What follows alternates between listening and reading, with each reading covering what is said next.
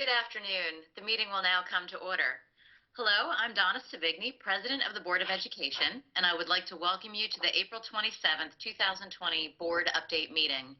In keeping with the Board's commitment to open communication with the community, this meeting is being streamed live on the CCPS website at www.carrollk12.org and broadcast live on Channel 21.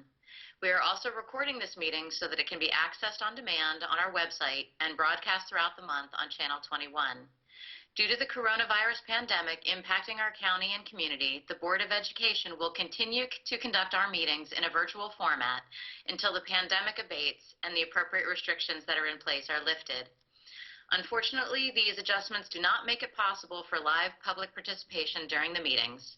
Citizens may watch the meeting live on Channel 21 or our website, but do not have the opportunity to speak during the meeting. The Board, however, remains very interested in receiving public input on the topics we discuss. Therefore, we encourage citizens to provide comments to the Board via email.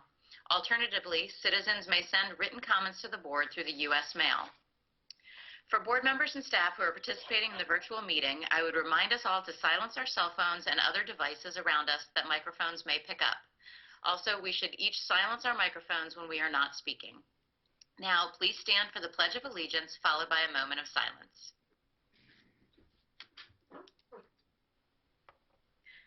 I pledge allegiance to the flag of the United States of America and to the republic for which it stands, one nation, under God, indivisible, with liberty and justice for all.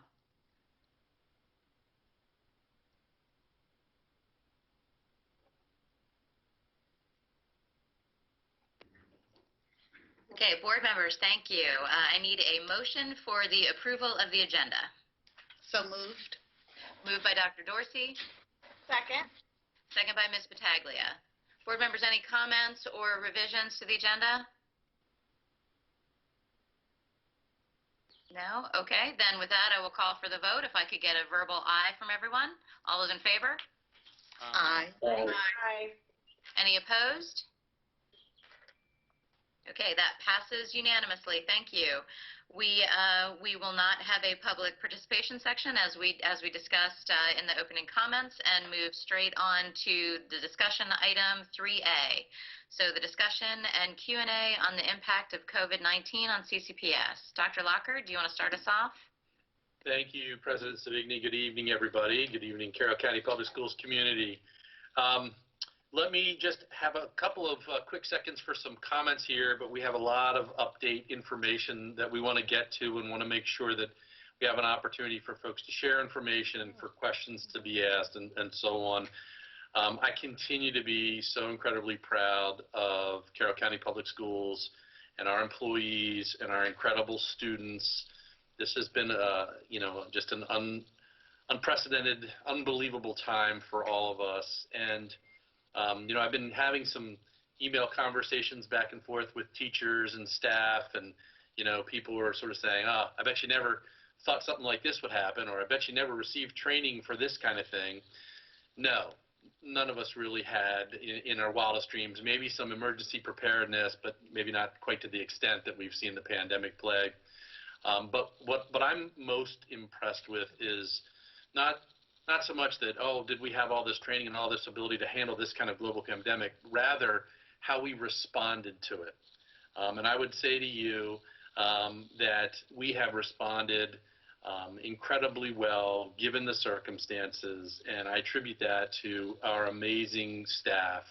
And if I try to name everybody, I'm going to leave somebody out, so I'm not even going to go there. But soup to nuts, our employees have stepped up to continue to provide not only that continuity of instruction, but also, you've heard us talk about the meals through food services, the maintenance and pieces that continue in terms of taking care of our facilities and our buildings, all that comes with it.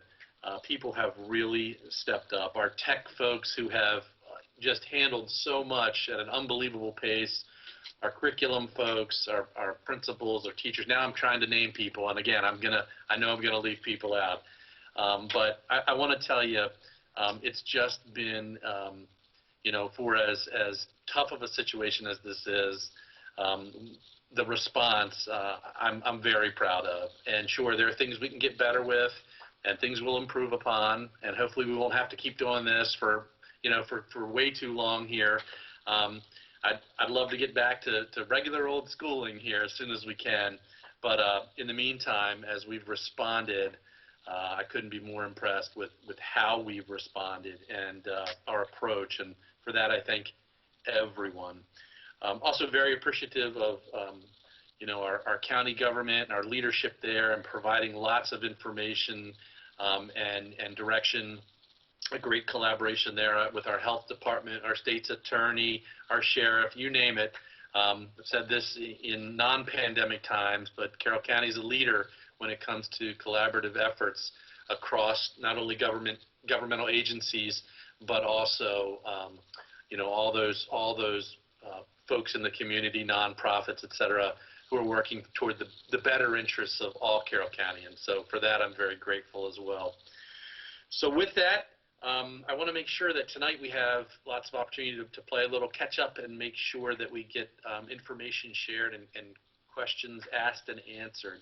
And I'm going to be moving through each of our chiefs, if you will, to provide some updates.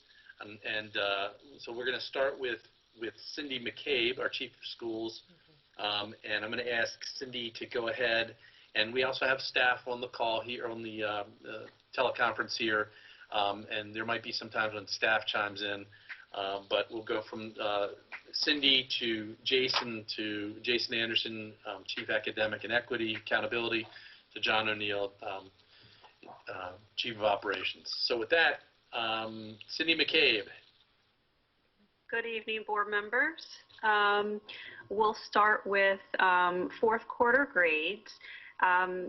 As you know, and as I've talked about before, as soon as we closed in March, one of the first things we started thinking about when we started thinking about how we were going to teach and provide curriculum was also how we were going to grade our students and their progress. And so we got through our third quarter grading, and I think that went smoothly. And we just sent out our fourth quarter grading last week, and that seems to have rolled out pretty smoothly as well. And I'm just going to go over some of the highlights with you of the process for doing that. But before I do that, I just want to say that we have vetted our fourth quarter grading with our other assistant superintendents throughout the state. We've been on many virtual meetings and calls with folks in other school systems and around the state, seeing what they were doing with their grading. And we've also vetted it with our internal leadership before we sent it out. One of the things we had to keep in mind is that we have a portion of our student body who is not able to access our online curriculum, and they've been doing most of what they've been doing through paper pencil, and so that makes grading even more complex and difficult for us. So with all those things in mind, we decided that for fourth quarter, students who engage in their learning with their teachers will earn a pass or a P on the report card for fourth quarter. Those who are not engaging will receive an incomplete or an I on the report card. And then those folks who receive that incomplete, they will probably be some of our students who we will be looking at for some of our summer opportunities. We also determined to not give final exams, and so you will not see any grades for final exams on the report card. And then final grades will be based on the quarter grades that were earned by the students. So middle school students, they will we will be looking at quarters 1, 2, and 3 to determine fourth quarter for final grade. And for a semesterized course in the high school, we'll be looking at third quarter grade. And then we'll be also taking into consideration how they did for fourth quarter.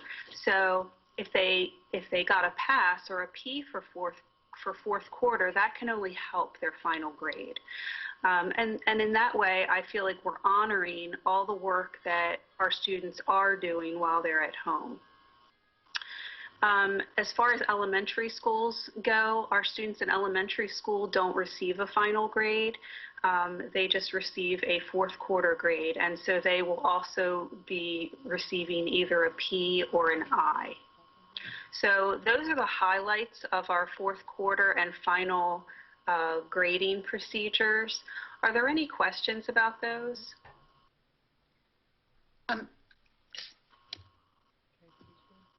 Cindy, I do have a question. Did Pat want to talk? Okay. So Sounded like Dr. Dorsey was trying to chime in, but maybe there's a little bit of difficulty. Ms. Battaglia, why don't you go first, and then we'll try to get to Pat. So my question was going to be regarding the packets and the workbooks that the students had received, because we don't know what's going to happen here come, regarding May. If we go back, do the students just submit those? Those would be counted towards the grade. And in the event we don't go back, how would we get those in so you can see the participation was done regarding the workbooks as well?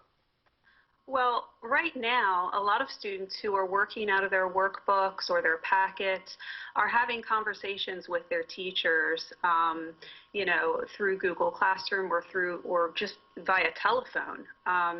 And so a lot of our students are being able to get feedback in that way. Some students have, taken pictures of, what they've been doing in their workbooks and getting it back to their teachers in different ways. And we're looking at what our procedure will be for our packets and workbooks. A lot of that is going to be determined by what the state is recommending and what the health department recommends. So no final decisions have been made yet about how we will be getting those packets and workbooks back.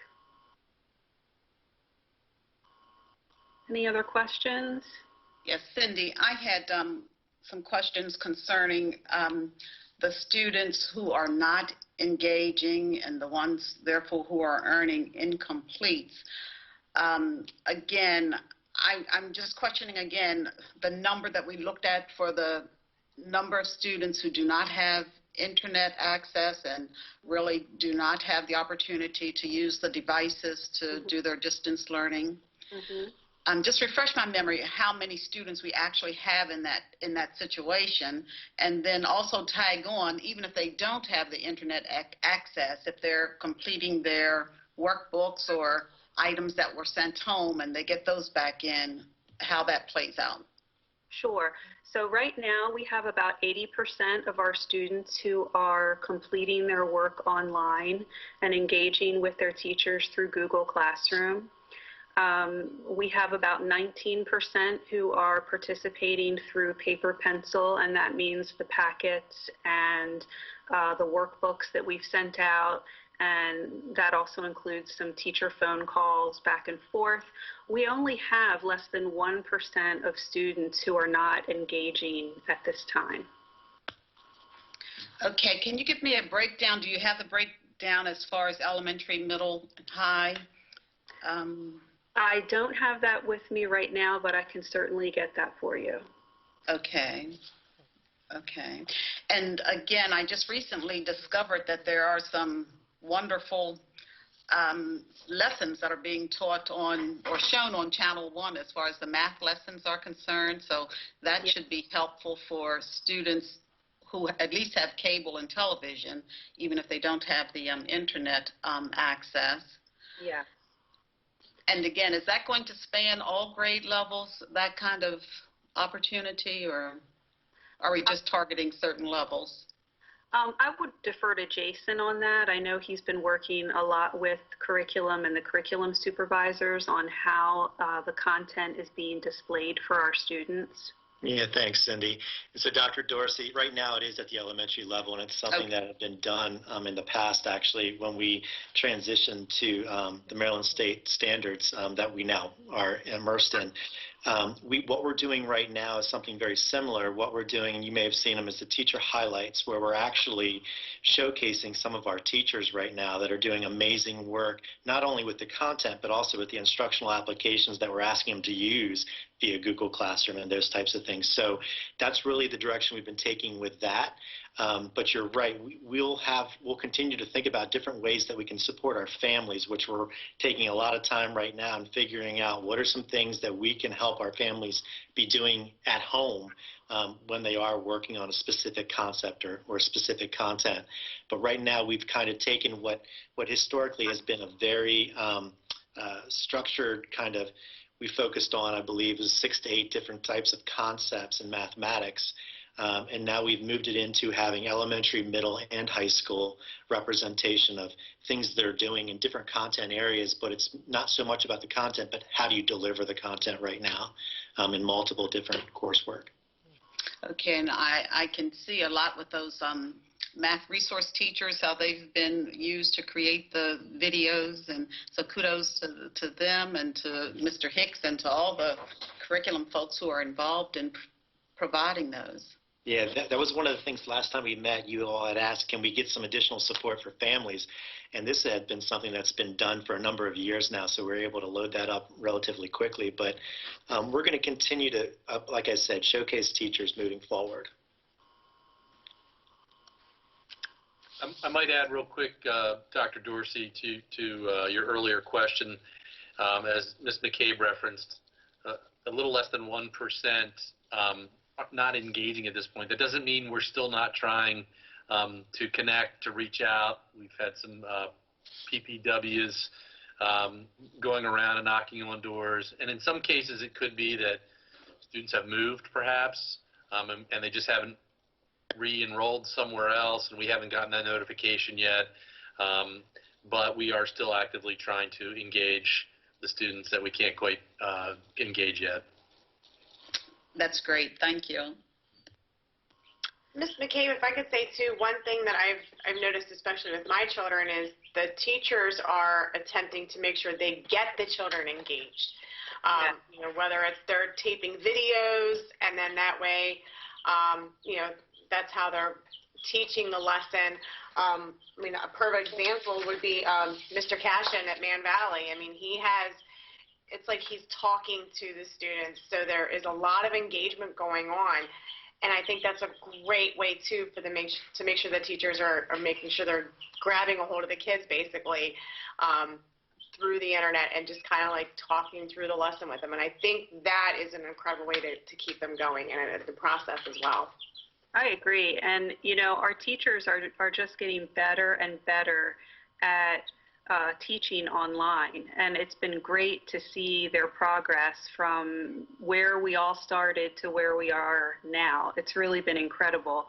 And I know Jason's department has provided some professional development for teachers so that they can learn and continue to hone this new craft. So, yeah, kudos to the teachers for sure. Absolutely. And I will say, with my granddaughters attending Manchester Elementary, my second grade granddaughter has a reading class every week. That's great. Thank you. Mrs. McCabe, Yes. I had a question on what exactly the word engages means with the policy. Is that you just completed your work? Is that a certain level of work? What exactly that means? So that's a good question. We have left that up to the discretion of the teacher. We really want them to be very considerate with the situations that each of our students finds themselves in.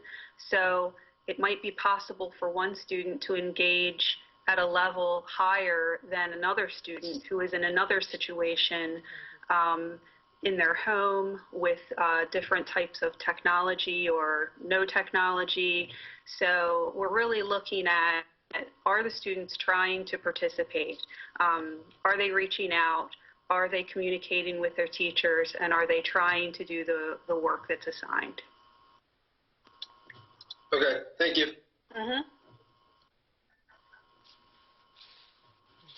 So, McCabe, I did have one question about, so the 1% that we're considering to be not engaging at the moment, do those fall more in the folks that are following the online path or more the folks that are following paper and pencil? And is there any additional way to get to those folks? If it's the paper pencil folks, does that align with the folks who are also getting meals? And is there maybe a way for us to kind of interact at that level? It aligns mostly with our students who are doing paper pencil, but these are families who we have not been able to get in touch with since this all happened on March 13th. And as Dr. Lockard said, we've been using the help of our pupil personnel workers, our school psychologists, other folks in our student services department to try to find out what might be going on in the home situations of those students. We know some students, when this first started, went and ended up living with family out of state because that's what they had to do in this circumstance. So we're finding out, all kinds of different scenarios that have played out for our families, and we're trying to work with each family to do what's best for them and to get them any work that they can possibly complete while they are at home in this circumstance. And I did want to echo some of the comments that Ms. Pataglia and Ms. Herbert said about the teachers really learning very quickly and ramping up their engagement with the kids as well. I certainly see it with my 8th and 6th grader. It's been light years of advancement over just a couple of weeks. So kudos to the teachers for them really engaging with all of the technology that's out there and getting up to speed very quickly. And I'm curious, you've probably got a number of students that are children of essential workers who are away at work, and maybe they're even at daycare. Is there a lot of contact through daycare? Do you feel like you're getting all of those students? Yes. We do have students who are at daycare centers because their parents are essential workers, or they are staying with other family members because their parents are essential workers. And we have been able to establish good communication and relationships with the daycare centers and with other family members who are now taking care of our students. And then also, and if this is later on in our meeting, just say that, but you mentioned pupil personnel workers, you mentioned counselors. Are you getting a lot of requests for real counseling? Or I know I've heard kids say, I wish I could hug my friends, I miss my teacher. Are you getting requests for that kind of help? And are people visiting or trying to do that online? What happens then? Yes, we have been able to make counseling services available online with our guidance counselors with each of the schools. So we've put out that information for each of our school communities so that students and families know how to reach out and get help they need there. Mr. Streaker, is there anything else you would want to add to that? Sure. I can add that our school counselors, they know their students well, and as well as their psychologists. The students that they've already been engaging with historically, they're reaching out to those students that in a regular situation, absent coronavirus, they were checking in on weekly. So they've established communication with those families as well. And certainly they're joining Google Classrooms. They have the ability to join Google Classrooms with all teachers at all levels. So that we just want to let kids know that we're aware of their need and we're there to help. I know our school psychologists are also doing the same thing from the student services lens. Mr. Streaker, Mr. Streeter, I wanted to let you know as well, and I think Donna probably gets them too, I get weekly emails from the various counselors from elementary, middle, and high school. And it's just kind of like, if they need assistance, who you reach out to, we're here, ways that you can cope to help with the anxiety and the stress, mindfulness. So I think it's been fantastic how the counselors are making sure they are reaching out to the parents as well, to make sure that they're like, we are still here. We might not be at the schools, but we are still available if you need us. And I think that has been phenomenal of our counselors as well, and it's very much appreciative. Thank you. Appreciate the feedback. And I know there's counselors at the elementary school that are reading books to their students. Yeah. Yeah, we have a lot of that going on too. That's been great. Any other questions about fourth quarter grades or final grades before we move on to graduation? Okay. So graduation, we understand the sensitive nature of this topic, and I know all of us feel terrible about the situation that we're in with our senior class, and all the activities they've not been able to participate in, and not being able to see their friends and participate in sports. So we really, we're really taking a lot of care as we look at the topic of graduation and how we can handle that. We're also partnering with the health department to make sure that whatever ideas we come up with, that they are safe ideas for everyone who will be involved. And Mr. King, our director of high schools, has been handling this topic, and he's taken it on, and he's been having many meetings with principals, with students, and with different groups to come up with some ideas for what we may be able to do for graduation. So with that, I'll turn it over to Mr. King, and he can fill you in on what his process has looked like lately with graduation. Yes, thank you, Mrs. McCabe. So I met with the principals individually to talk, and we sort of had about 4 main talking points: timing, how long could we delay, etc. Location, if McDaniel is still a possibility, unknown if that's going to work for us, but it's a possibility. And then, of course, process. And many of you, the board members, and many parents have sent in suggestions from around the country. Some helpful, some maybe not as relevant based on that state standard. And we're always monitoring the news. There have been a few states recently, Ohio, that shut down all senior activities in person and made them virtual, but other parts of the country have not done that. So trying to balance the needs of everyone. I met with the student leaders that the principals recommended. They were awesome and very insightful and very mature, and talked about their priorities. Then I met with all the administrators, including the assistant principals, because often assistant principals really run a graduation to some extent, and then the class advisors, who are a wonderful group of folks that really know the kids, and some of them are in almost daily contact with their student leadership, and some of them have run graduations for 15, 20 years. So they were a great resource, and many have emailed me things since we met. So I tried to compile that for Ms. McCabe and await future sort of conversations as we vet these things, and then found out today that we will have our health department will review any plan we have as well. Because, of course, safety is the most important thing we can do for the kids. As much as it's heartbreaking, I was part of 18 high school graduations as an administrator, and it is certainly the most special day of the year for us, everybody in a school, but it has to be safe. So that's where we are with this process at this point. And much of it is going to depend on which phase of the governor's phases we're going to be in when it's time for our graduations to occur. So, each day we're looking at the numbers that are coming out of people who are diagnosed and hospitalized, because that really is what's going to determine which phase or stage of us being able to get back to business that we're in. So any questions about graduation? Well, Yes, go ahead. I'm sorry.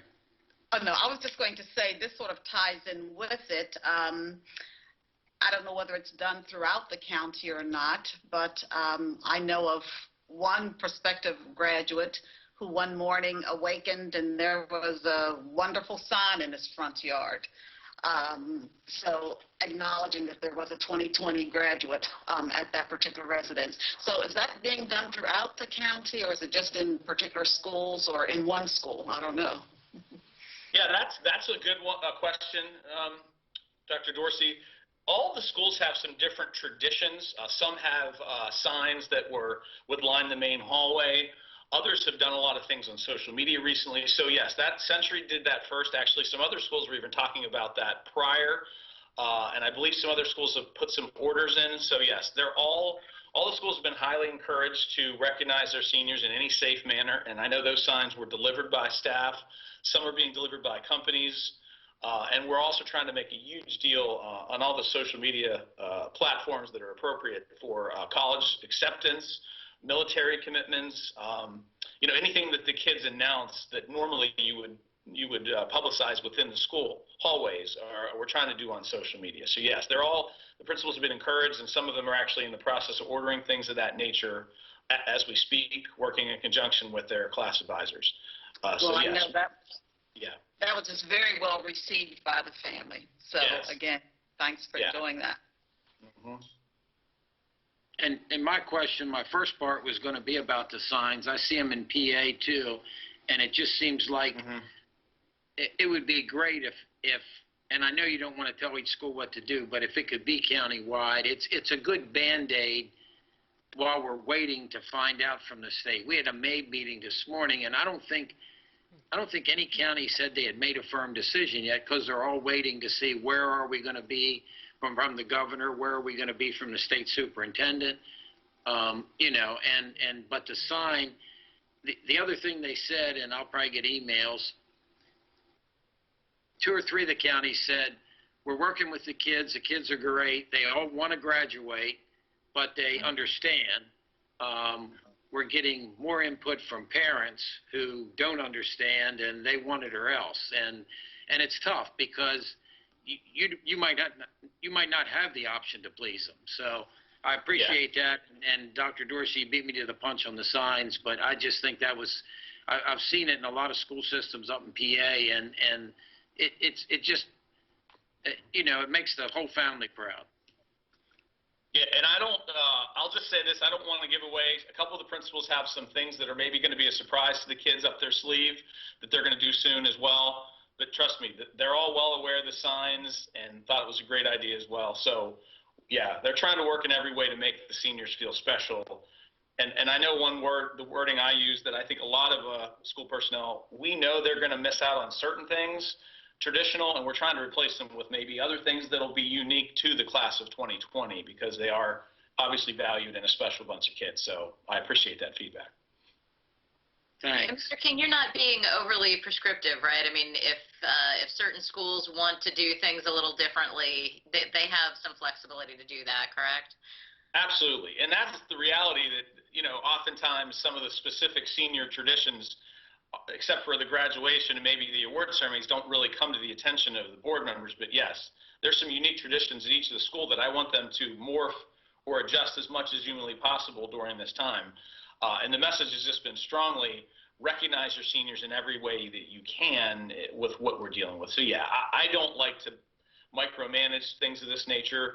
And there's unique cultures at the schools, but again, they're all working really hard to do as many special things as possible for their seniors. Mr. King, go ahead, Don. Ms. Dorsey, go ahead. I think that might have been Ms. Herbert. Was it Ms. Herbert? Let Ms. Herbert go. Okay, let her go.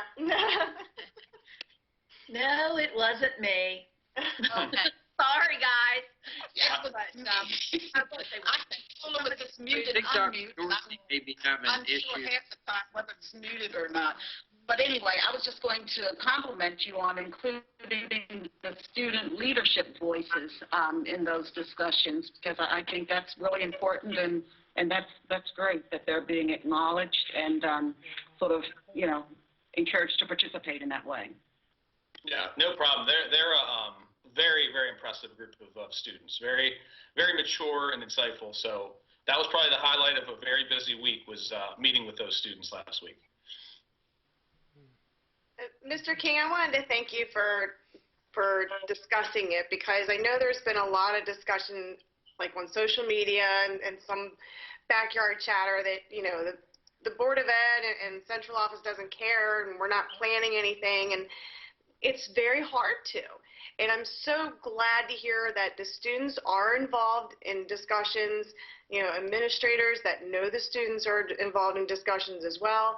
And I think it's really important for the public to understand that, you know, unfortunately there is a big pause button because we just don't know what's going to happen at this point. Yeah. No problem. I mean, we probably, as a group of administrators and class advisors and counselors, probably care too much. And it's just a matter of what can we do, what are we permitted to do, because even more than myself, who certainly does know some kids at a few of the schools, but some of these people have spent 4 years with these kids, and nobody wants to do more for their senior classes than the folks in the schools. So it's just going to be a matter of finding a safe and happy medium for what we can do. Thank you for everything you're doing. I think that's all I have, Dr. Lockard. Okay, thank you, Mr. McCabe. Mr. King, thank you very much. Nice job. We're going to move on to Mr. Anderson and items centered around continuity of learning. Jason. Yeah, good evening, board members. So I just wanted to take a few minutes to start with the continuity of learning. The actual continuity of learning plan is what basically is being now considered the official plan as we move ourselves through this time away from our school buildings. I want to thank the majority of the folks that are on this call, also their staff members that pretty much contributed a portion to the continuity of learning plan. When we were told that we were going to be away from schools, that initial communication for about a couple weeks, we were told that we should have some idea and communicate with our community on how it is that we're going to continue to provide some learning opportunities for our students over the next couple weeks. And now here we are 5-6 weeks later. And we learned 2 weeks ago that the continuity of learning plan would be something that needed to be submitted to the state and approved by individuals at the state that are working directly with Dr. Salmon. So needless to say, this was to be submitted to the state by Friday of last week. We submitted our continuity of plan a couple days early. But again, it's a culmination of many people's efforts in making sure that we are providing adequate service to our students. The components were specified by the state on what we should be contributing to the plan, roles and responsibilities of individual members of our team, roles and responsibilities of teachers, students, and actually family members as well. Again, this plan can be found on our front page of the website underneath continuity of learning. It's a small link as well as a large window. And I would encourage all community members to take a look at that. It is an iterative document. That is, the reason why it's iterative is that we continue to receive updates from the state. And when we receive those updates from the state, it's essential that we go ahead and place those new insights into the plan. And again, one of our biggest challenges as we look at the work that we're doing right now is some of the questions that you brought up already. Challenges in regards to making sure that we're engaging all of our students. Challenges in regards to identifying is work being done, and challenges on how do we support our families to make sure, you know, while they're working their job as well, how is it that they're getting the support to make sure that they're working with their children in a way that they feel like the kids as well as the families being successful. We're very aware of these new and different types of hurdles that we've encountered. And so we want to continue to figure out ways that we can continue to be responsive to our community. A couple pieces, and Cindy mentioned a few of them. I really want to highlight the professional learning aspect of the plan. Jeff Alasakis and our instructional technology team has done a great job of showcasing actual topics of professional learning that are going to support our teachers, but also it's going to support our students and their families. A couple times a day, there's drop-in sessions. On most days, there's over 200 teachers who participate in these sessions. There's sessions in the morning and there's sessions in the afternoon. And it's not, it's not uncommon to see 80 to 100 teachers that are actually engaged in this learning. We're learning as well as we go through this process. So that's a really important piece of the plan. Another piece that's really important in the plan, obviously, is the summer recovery discussion, and that is what we're thinking about, what we're going to be doing, perhaps. And I said summer recovery because that is the first piece that we're thinking about right now. But when we think about learning recovery, we're also not only thinking about summer opportunities, but we're also thinking about extended learning opportunities in the future, in the fall. Maybe those are taking place a couple days after school, or maybe those are taking place on Saturday mornings.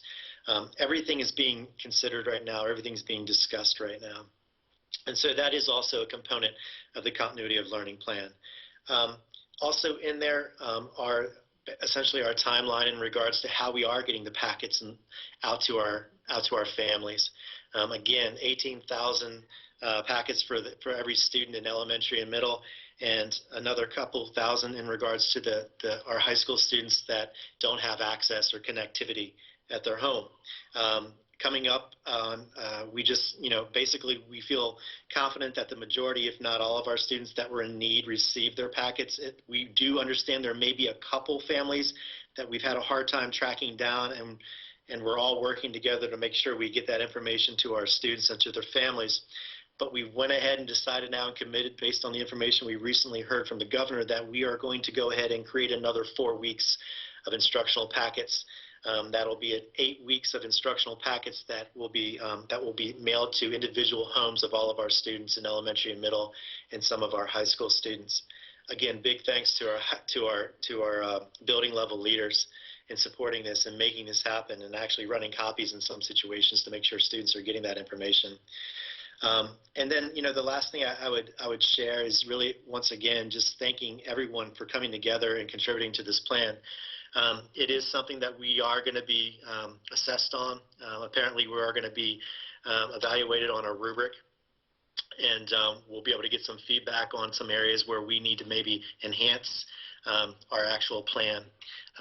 With that said, we are, Judy Jones and Kendra Hart have spent some time working with the State Department Research and Accountability Office in developing an evaluation of the continuity of the plan, where we're going to be putting that in place probably in the next couple of weeks, where we're going to be able to ask for some insight from our teachers on what's gone well, what can we do better, how can we better serve you, how can we better serve the schools, and most importantly, how can we better serve the students and the families. Again, that survey will be going out probably in the next week, and we want to begin to pull in some of those insights and make any modifications or revisions to our plan at that time.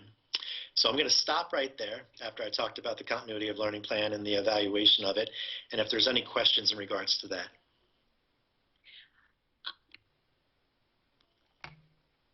Board members, any questions?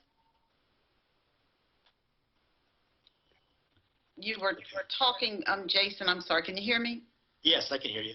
Okay, you were talking about being evaluated, the plan would be evaluated on a rubric. Were you aware of the rubric when you were putting the plan together? No, do you have it? Because I'd love to see it. No, I said I just wondered, Cindy, teaching, you know what the rubric is. That would be helpful, right? That's just good practice. No, but Cindy can attest to this. We we're on associate superintendent meetings on a weekly basis. Each week we get new information. Just this past week, I had the privilege of being on the call, and I had to relay that information that we would be evaluated on a rubric. We haven't seen the rubric. I'm assuming that the rubric is based on the components that they asked for. We have done that, and I think we've done above and beyond that. I think Cindy would also attest that our plan that we submitted is really well done because all the people on the call have contributed, and I feel like it's very thorough. I don't want to do one again. Hopefully we'll never have to do one again in our professional careers. but at the same time, it really does bring everyone back. If you go on to that plan, there's a high possibility and probability during the school day that you'll see 20 different people on the, you can see how many people are on the plan, looking at it and referring to it and using it as a touch point for the work that we're doing in all of our 40 plus schools, right, to make sure that it's consistent and that we're all doing what we committed to be doing. So, Jason, if I might add too, and to your question, Dr. Dorsey, so right when the first 2-week closure occurred, we had already started to develop the first iteration of a continuity of learning plan, and I shared that with the board actually, that first iteration, and I said to you, this will grow and develop over time. And so as Jason is saying, we have a very good framework for all the essential components, and that's really the state said, okay, here are the components we'd like every system to have. But I feel very confident in what we've been putting together since this whole thing began, even a little bit before, as we started to anticipate what might be coming. And so I feel very confident about what we have in place, and the amount of work that's gone into it has just been incredible.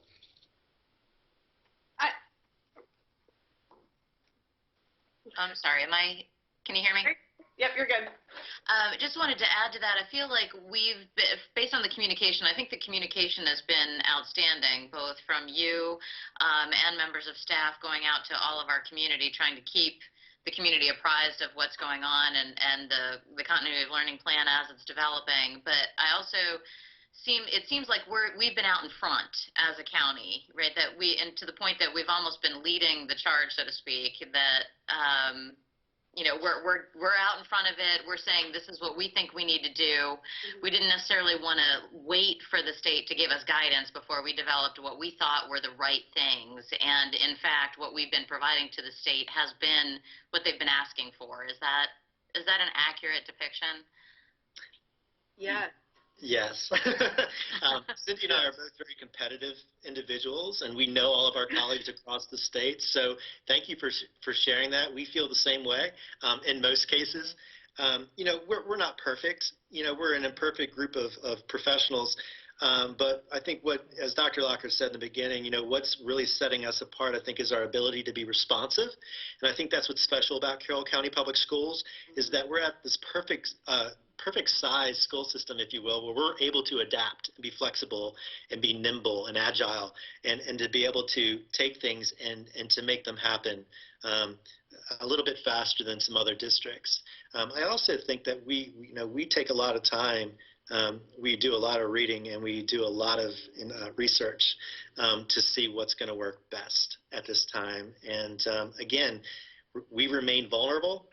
We're working, as Eric really articulated really well, we continue to go to the people that we serve and will this work? I know Angie McCausland and Nick Shockney tomorrow morning at 9 a.m. 9 a.m. tomorrow morning will have their weekly call with all the principals, and we have different people come on. And our job in our world is to serve Cindy's crew, right? So to make sure that we're models of servitude, to make sure that we can provide them with the resources to make sure they're successful in a building. And anyone who's ever sat in that principal's seat, I see Dr. Dorsey shaking her head. Yes, that's what our goal is right now, is to make sure our school principals and teachers are in a good place. Yeah. Any other questions about the continuity of learning plan? Mr. Anderson, I had a question regarding Career and Tech Center. Has there been anything movement as far as a plan to somehow get some students in once some of the restrictions lift, so the kids can get some of the hands-on that they need to do, or any ways that they could possibly do things like that at home? I mean, is there any discussion regarding that? Yeah, so I'm going to be sending out some communication. Dr. Lockard asked to have some communication ready by Wednesday, where we're going to be talking specifically also about career technology education. When I was on the Associate Superintendent call just last week, what they were talking about is, and I know Bill Eccles has been involved in this, is working with the state to figure out ways that we can recover the hours necessary for industry standard or to get their certificates. So that's something that, knock on wood and fingers crossed, that we could begin to look at doing this summer. A lot of the hours have been waived. the seat hours and those types of things for the coursework. However, those are the pieces in regards to the industry that are, they're non-negotiable. They have to be done. And so we are committed to working with other districts to figure out a way where we can get those hours done and to make sure that these kids can get a certificate, because we know in a lot of cases this is going to be their career. This is going to be their employment, and they're ready. They want this to happen, right? So I know that Bill is talking to other districts as well as the state to figure out how we can make that happen. We'll get more information on that in the weeks to come. Thank you for that, Mr. Anderson, because that career in tech is a gem, and that's a hands-on type of classwork. And I understand a carpenter is a carpenter, and they can't practice sitting in front of a computer, and a cosmetologist can't cut hair looking at a computer, which I wish I had one right now at my hand. But it's funny you said that. Dr. Williamson and Dr. Salmon said that actually. They used the cosmetology as an example and the same kind of humor. But to go back to that, yes, and one of the things that we're going to be facing also is our actual CTC. What's that going to look like, right? So that might not even be an option. So we'll have to be creative, and we'll have to look at our colleagues and our other professionals at our neighboring school districts to figure out, hey, is there a way that we can be working together to help some of these kids in some areas? Well, I'm glad to hear that, because they've looked to go there and participate, and it's sad. So it's very sad that we can go forward and help those students. And after this, I'm going to cut Jimmy's hair, so I'll see what kind of cosmetologist I'm going to be. Okay. All right. On it. Well, I appreciate you guys bringing that up, because that is something, our director of curriculum and instruction was our supervisor of CTE, and she reminds me every day of how we need to make sure that we're thinking about that. So it's something that is very, very important, and we want our community to know that. Thank you. Yes.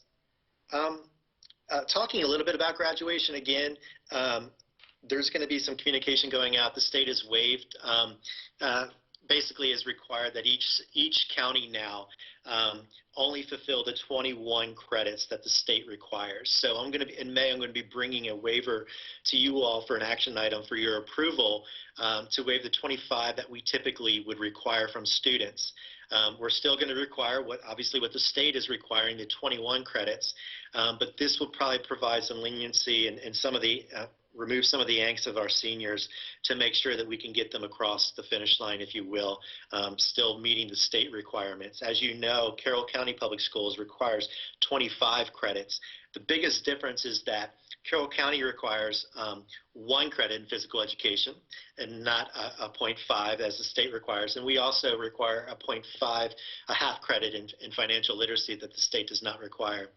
And so then in addition to that are electives and those types of things. So what we'll be bringing to you is that we'll be asking for your approval to go ahead and just make sure that our students here in CCPS and the graduating class of 2020 are meeting the state requirements of 21, which are still the 4 English, the 3 math, but enrolled in 4, very similar to what we do.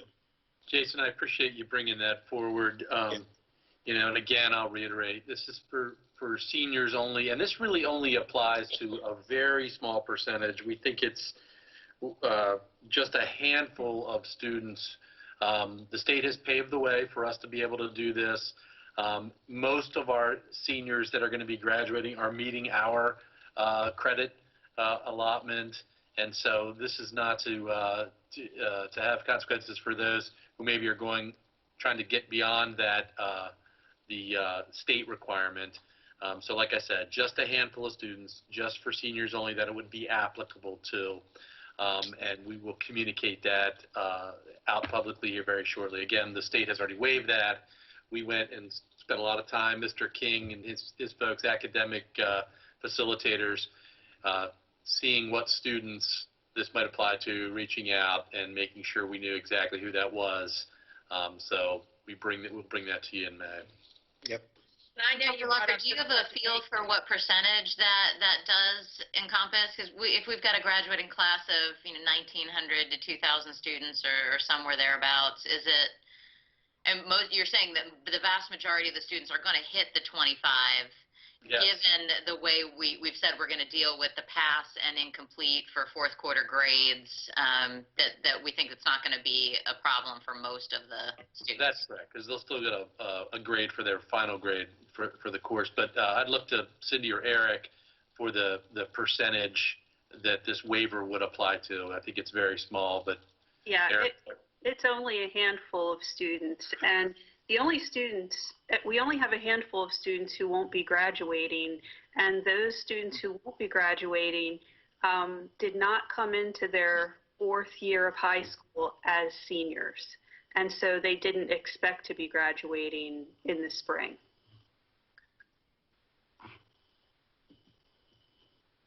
And we also have service learning hour requirements, right? But they had to have met their 75 credits before starting their senior year in order to be considered seniors. Is that correct?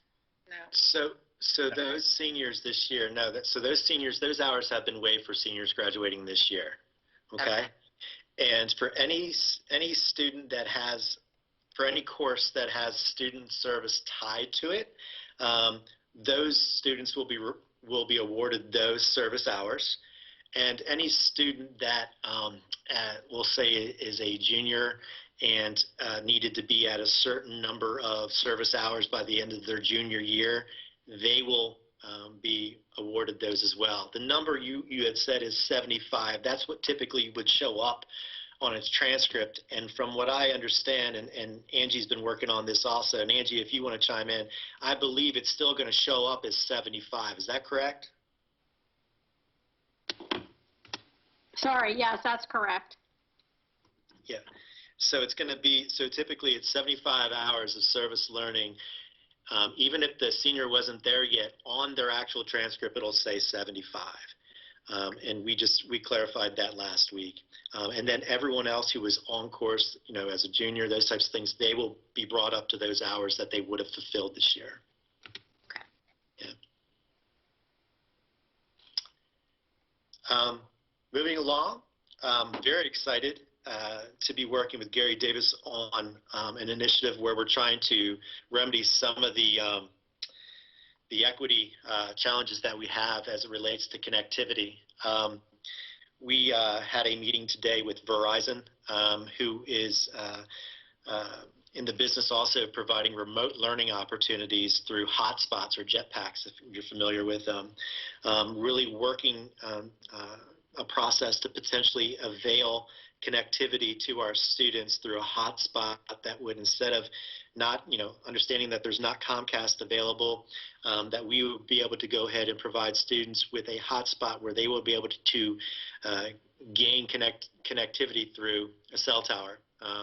We know that Verizon is predominantly the major carrier in the community, and Gary and I had a meeting today with a couple individuals from Verizon where we are exploring the idea of investing in some of these hotspots that if we were to run into this unfortunate circumstance again, we would feel comfortable that we would have some resources to send kids home with in the event that they did not have access, and so that we could maintain that learning continued. Obviously, this would be something where we would have to identify the appropriate student and family where we would avail these devices or units. But where we want to go in Carroll County Public Schools, whether we're talking about a learning management system, virtual learning for all of our students, it's going to be essential that that we have a solution for all of our students.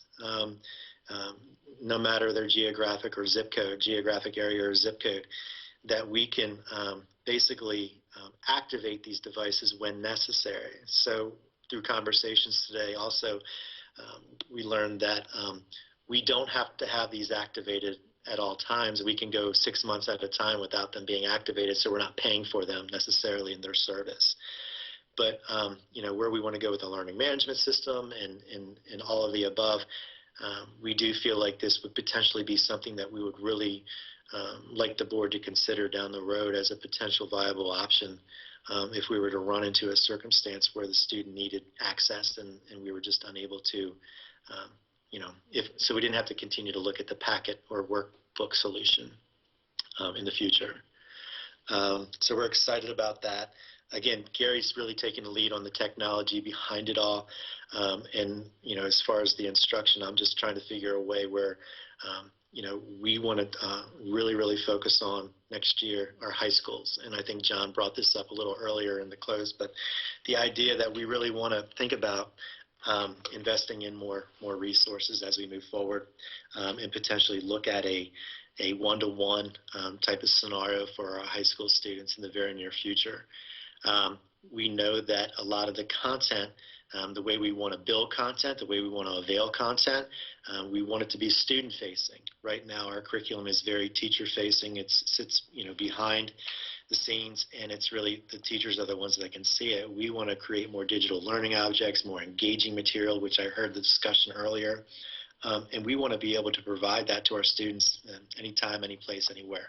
That's our goal, and prepare our kids. Especially those high school kids, we will focus there as we move forward. So I'll stop and ask if there's any questions in regards to that.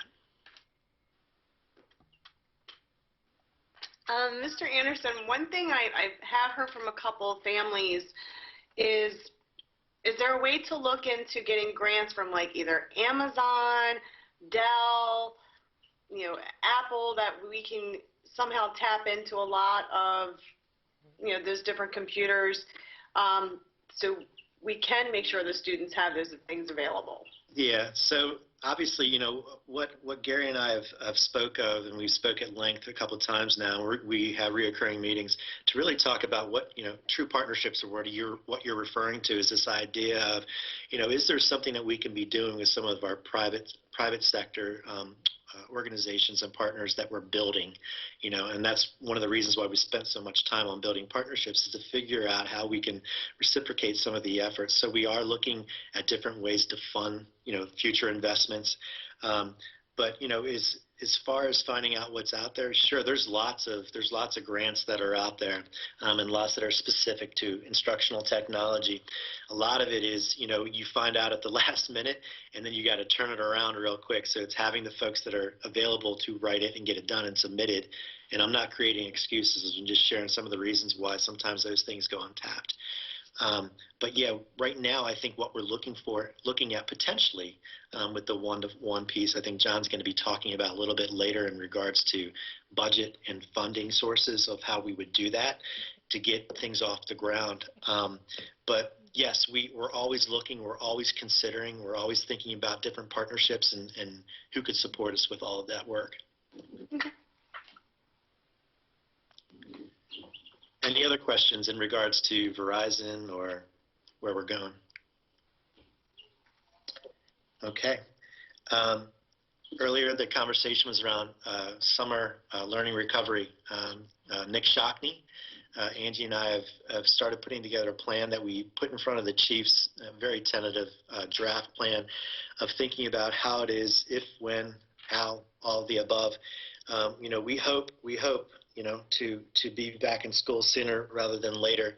And, what we're trying to do is plan for something that we don't know when is going to happen. However, it hasn't stopped us from putting something together where if we are fortunate enough to get back into schools before the school year is out, or worst case scenario, we can get into schools this summer, we are looking at providing a summer recovery program where historically ESY, extended school year for students that are receiving specialized services, would be qualifying for to maintain their learning. And then there's also the idea of compensatory services where we would want to accelerate and bring kids up to speed on things they missed out on. But as Cindy mentioned earlier, we're going to have a number of students that may have been disengaged or may have not been able to learn at the same pace because of the virtual learning or distance learning situation. And we want to be responsive to those students as well and create an opportunity for those students that teachers and building level leaders identify as needing support and may have benefit from a summer opportunity. What we're envisioning right now, very high level, is that we would be opening the schools maybe potentially for the month of July and run transportation and potentially house these summer learning recovery options at the home schools of the students. Historically, there have been some magnet sites that we've done things at, but we're just thinking ahead, like, it would probably be extremely advantageous for kids to be able to go to their home school, to be able to work with some of the teachers that they typically would be working with, familiar staff, those types of things, and try to be, again, as accommodating as we possibly can. Transportation would be involved, again, keeping kids in their community, and basically all the different programs taking place, all the students taking part in this, all the similar transportation that's availed. So that's ultimately what we're thinking about is a potential summer recovery, having morning sessions, again, students identified by teachers and by building level administrators. We also know that there's probably going to be some families out there that are very interested, if they weren't identified, to take part. And we're not, we're open to that potential situation if we can get the human resources available, the manpower to deliver this over this summer, and that's going to be a big piece as well. Historically, it hasn't always been easy to recruit and attract teachers to be committing to another month of work over the summer, because either they have another job or they have their family commitments and those types of things. So we want to be very, very thoughtful and really pragmatic in regards to, thinking about how many kids are going to be potentially invited to come, how many staff is that going to be, and what are the logistics behind it, and how can we get folks into the schools and working with our kids this summer. So that's something that we're thinking about. In addition to summer recovery, learning recovery, as Dr. Lockard said, could potentially continue with some maybe extended learning opportunities after school in the fall, maybe potentially some Saturday school opportunities, Saturday morning sessions rather, I won't say Saturday school, Saturday morning sessions where teachers could be working with kids. There's lots of options on the table right now, and we're really starting to take some time to think about how we can meet the needs of all of our students. If they weren't potentially qualifying or invited to attend a summer recovery, maybe those would be some of the kids that we could get into an extended learning opportunity in the fall as well, right? Because they're doing well, but some of the families feel like they need some more support. So all those things we're looking at and considering. There's a lot of things to take in consideration, but I just wanted to let everyone know out there that we're spending a lot of time with it right now and trying to figure all that out. Okay. I do have a question. Yeah. Yes. I know. I'm glad we talked about the career in tech, but my concern also, I'm ambassador for Carroll Springs. What are we doing for those students at OT and PT? And I'm very concerned about those students. Yeah. Are we reaching those students, or? Yeah. So I'm going to turn it over to Nick, but I will say that we've spent some time figuring out how we're going to do those related services, and I'm going to get into some video-based pieces. But Nick, did you want to chime in on that? Sure. Good evening, everyone. Our special educators have been working very hard to ensure that our students with disabilities have access and are participating in the continuity of learning plans that we've developed. So in special education, each student, we've developed what we're calling an ICLP, or an individualized continuity of learning plan. And that's kind of like a little mini IEP which will identify the services and supports that we're providing during the period of school closures. And it's a decision that's made with families and the service providers. And most of our plans are developed. We might have a few more out there that we're working on finishing or fine-tuning, but the vast majority of our students have plans developed and services have been implemented. Now, there are some services that are very easily that can be implemented in a virtual or distance environment, but some of our services are a little bit more difficult, like physical therapy, for example, because a physical therapist can't be in the room, obviously with our student. We're doing, in those instances, a lot of coaching and modeling with the parent.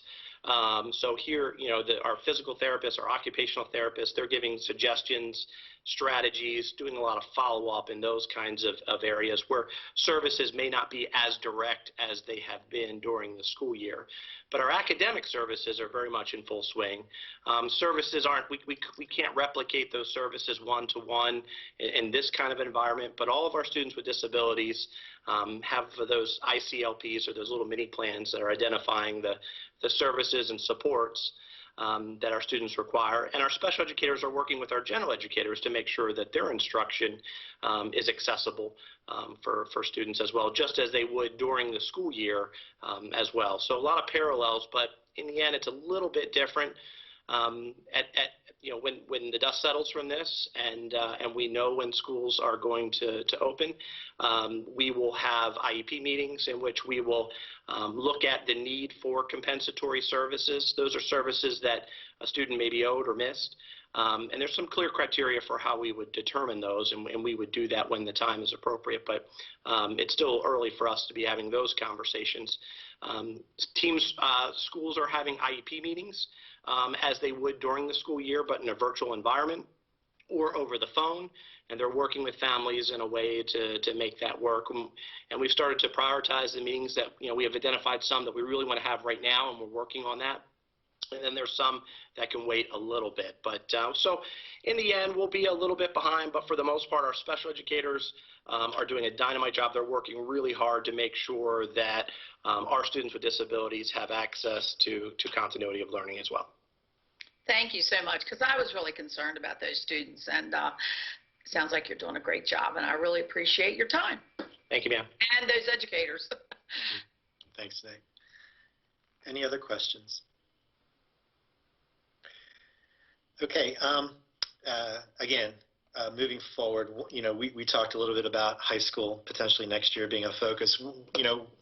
This is an unfortunate circumstance that has quickly become the impetus for us to be moving forward and accelerating our virtual footprint, if you will, with instructional technology. And that's something that we didn't think we were going to be moving this fast, but I do just want to commend our teachers. As is mentioned several times before, our teachers are out there trying new, innovative approaches innovative and new to them, approaches to meeting the needs of all students. Marsha or Ms. Herbert, to your point of whether it's special education or whether it's working with a first grader or whether it's working with a junior in high school, a lot of the strategies when you're working virtually are synonymous, so they become very similar.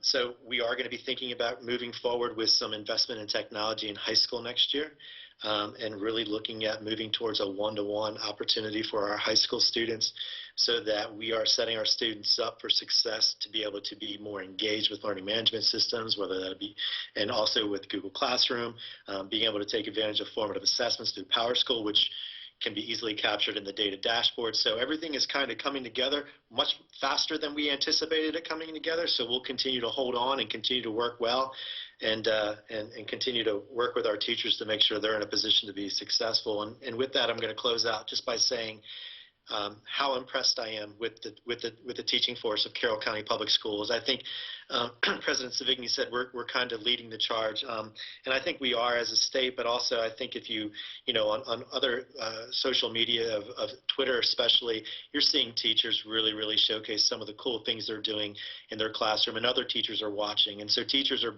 building other teachers, and it's a truly collegial environment where we're learning from one another and trying to figure out new and different ways of engaging our students.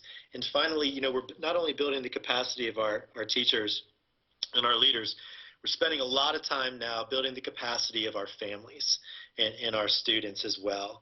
Oftentimes these students are spoken of as digital natives. You know what? Oftentimes our students are really good with social media applications and APIs, but the reality is when it comes to pedagogy and instruction, a lot of times the students are still asking, how do I upload this? How do I submit this for my work? So we have a long way to go as a school system, as does the majority of the school systems across this country. What we're going to be committed to now is working with our families. Just today, Angie McCausland and her team were on a call with one of the professors at Carroll Community College, who is also a parent of 2 students and who is certified in distance learning. And so we continue to work together with our community to figure out how we can best present information to our students and families to make sure that this is the best situation, best circumstance it possibly can be in these times. So If there's any other questions, I'm happy to ask them, but otherwise, sincerely appreciate all the support from the board and all of my colleagues that are on the call this evening. Well, thank you so much, Jason, and again, kudos to you and the entire teaching staff. I'd just like to clarify the device that you're talking about for high schoolers. Are we referring to laptops, or are you referring to some other device? Yeah, no, so right now, where we are is that we do believe that each individual student, we know students have, in some cases, students have devices at home that they prefer to use their device when they get home, and totally understandable, and we don't really have any issue with that. What we're looking at is providing a device. It could be a laptop, it could be a Chromebook. It's probably going to be one of those two. Right now, Gary and I are going to be sitting, well, we are talking about it, but we're going to be sitting down and looking at it. There's benefits to both, right? And so we want to take those into consideration, but it would be something that would be more traditional, yes, to answer your question. It would probably most likely be a laptop or a Chromebook, which, looks very similar in many cases. Yeah. Yeah. Any other questions? Mr. Anderson, I just did want to provide another clarification when we were talking about summer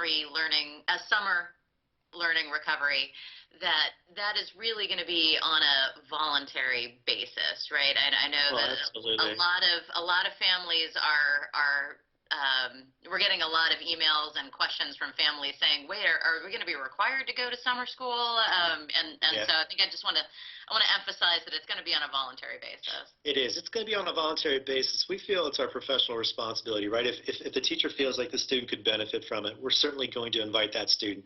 We totally understand life is life, right? And so the opportunity may be there, but it will not be mandatory. And if the student cannot make it, then we, as I mentioned earlier, we're going to have other things most likely taking place in the fall as well that we could potentially put and implement to support students that couldn't come over this summer. But yes, thank you for the clarification. Any other questions? Okay, Jason, thank you very much. A lot of good information. I appreciate the questions from the board. Next up is John O'Neill, and John has, we'll start with some information as it relates to the governor's release plan, the roadmap to recovery. So, Mr. O'Neill. Thank you, Dr. Lockard, and good evening, members of the board. I have basically 4 operational updates I'd like to speak to tonight, and feel free to stop me at any point in between or at the end, and I'll do my best to answer any questions. And the first one, Dr. Lockard just mentioned, Cindy McCabe mentioned earlier by reference when she was speaking. We're very much aware that the governor issued last Friday, the 24th, his plan called Maryland Strong, a roadmap to recovery, which outlines in 3 major phases how he foresees reopening eventually our society in Maryland and our economy. And so we have that. We're analyzing those major phases. We'll also be looking at the 4 significant national reports that the governor's based his plan upon or draws on for his plan. And then we'll be forming a group within the school system that eventually will develop a plan, or maybe that might ultimately look more like guidelines that we'll have prepared for Dr. Lockard to talk about operationally how might we look differently than we do today in each of the 3 major phases or beyond the 3 major phases in the state plan. And certainly at all times we'll consult with the state, MSDE, with the county government, and with the Carroll County Health Department on all aspects of that. But we do want to try to be in front of that, both from a planning standpoint and also from a supply standpoint, because there'll be certain supplies that may be important for us to try to procure and have on hand for each of those stages as well. So that's something that's out there, and it's just beginning, but we will be working on that and perhaps can provide updates in the future. I wouldn't see that as separate from the other kinds of system plans like Jason was just talking about. It would be more like there is a summer or a fall recovery plan, and we would sort of have these guidelines in place that support each other, not sort of these distinct plans. So that's the first update I wanted to give. And if you have questions, I'll take them. And if not, I'll move into the second update, which is the school calendar for the 1920 school year. And so we wanted to talk about a couple of things to alert you, the board, that some things will be headed your way at the May meeting, your May business meeting, but also to alert employees and students and parents of those things that are coming your way. At your May business meeting, which is May 13, the superintendent will be bringing you an action item to request approval of 2 waiver requests from the state for your 1920 calendar. The first one would be a request to waive the first 5 days of the first school closure period. So that's all the way back to March 16 through 20. We'll have a request to waive those as required student days in the 180-day student school year in state law. On April 14, the state board met, and one of the things they did at that meeting on the 14th was authorize Dr. Salmon, the state superintendent, to grant those waiver requests of those first 5 days to local school systems that submit them. And so we would be asking for that. And then the second thing deals with the second waiver deals with primary election day. Primary election day was originally going to be tomorrow. The governor, through a couple of proclamations in response to the COVID-19 pandemic, moved primary election day from April 28 to June 2nd. And so tomorrow is a day, it's a student distance learning day, a work day for all of us, but June 2nd is now primary election day. Couple of things that go with that. His second proclamation made it clear, and we have confirmed this, or the Board of Elections has confirmed this for us, schools will not be impacted by elections under the proclamation. So even in the outside chance that we may be reopened by then, we don't anticipate our schools being impacted by election day. Secondly, election day, either primary or general election, is a mandatory public school holiday in state law. And so the second waiver request would be to ask the state board to allow us to use June 2nd as a student distance learning day or teaching day, and be waived from having that as a public school holiday. And concurrent with that, the superintendent would direct us to work with the appropriate employee groups, because that's a holiday in some of their bargaining agreements as well, and we would need to work out a memorandum of understanding with those units so that people would also be at work that day for student distance learning. But if you approve those waivers and everything else remains the same, all of that would have the net effect of making our last day for students June 11th. And the way you get there includes those 5 waived days, the first 5 days of the first closure in March.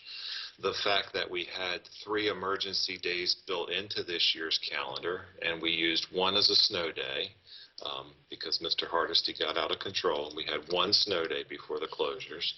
The other 2 days would be applied to the first 2 days of the second week of the first closure, or March 23rd and March 24th.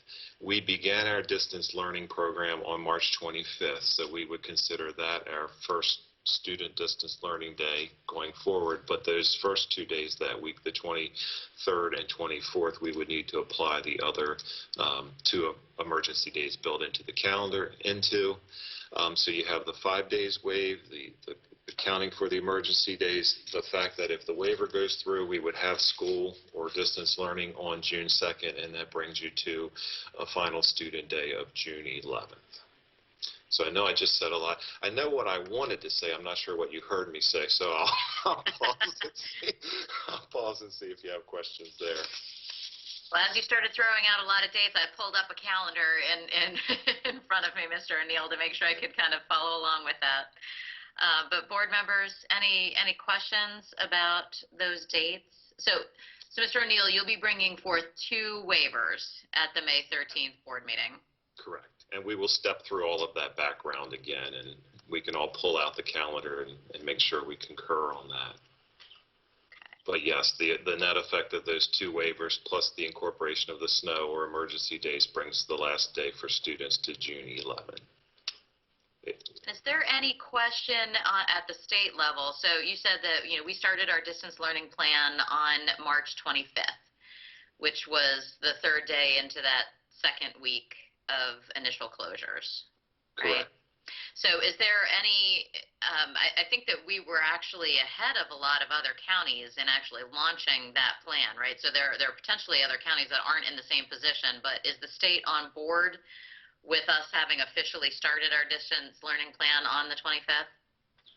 Unless Jason or Cindy know otherwise, I have no indication to the contrary. And I think to your point, President Savigny, many counties are in different timelines and places, and the state knows that and acknowledges that.